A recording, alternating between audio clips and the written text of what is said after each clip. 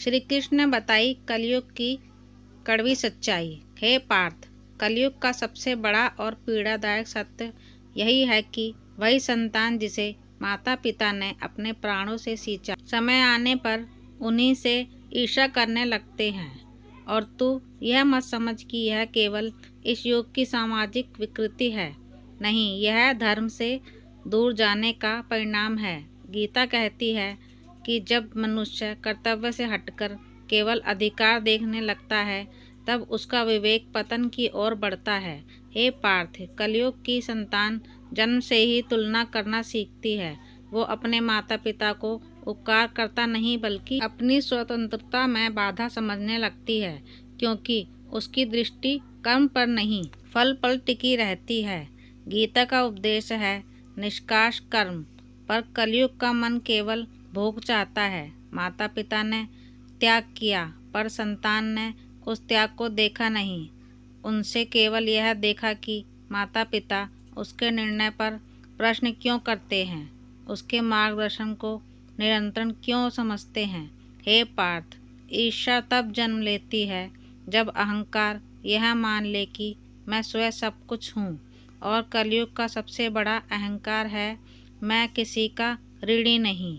गीता कहती है कि जो अपने उपकार को भूल जाता है वह अधर्म के द्वार पर खड़ा हो जाता है। संतान जब यह देखती है कि माता पिता ने जीवन में संघर्ष किया, सीमाओं में रहे, तो वह उनके अनुभव से सीखने की बजाय उनसे स्वयं को श्रेष्ठ समझने लगती है। यह श्रेष्ठता नहीं, अज्ञान है।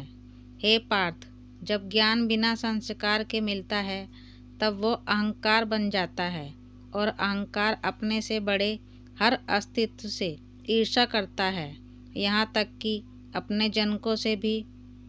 रामायण में देख, राम ने अपने पिता के आदेश को अपने सुख के ऊपर रखा, क्योंकि वहाँ धर्म जीवित था। पर कलयुग में धर्म को सुविधा से विस्थापित कर दिया है। संतान यह भूल जाती है कि जिन माता पिता ने अपना स्वप्न त्याग, वही उसके स्वप्न का आधार बने। और जब माता पिता उसकी सफलता पर गर्व करते हैं, तब भी वह उसे हस्तक्षेप समझते हैं, क्योंकि उसका चित्त कृतज्ञ नहीं रहा। हे पार्थ, गीता कहती है कि कृतज्ञता ही मनुष्य को देवत्व की ओर ले जाती है, और अकृतज्ञता उसे पतन की ओर। कलयुग की संतान माता पिता की सीमाओं को अपनी कमजोरी समझती हैं, उनके अनुभव को पुरातन कहकर ठुकरा देती हैं, और यही ठुकराना धीरे धीरे ईर्ष्या में बदल जाता है।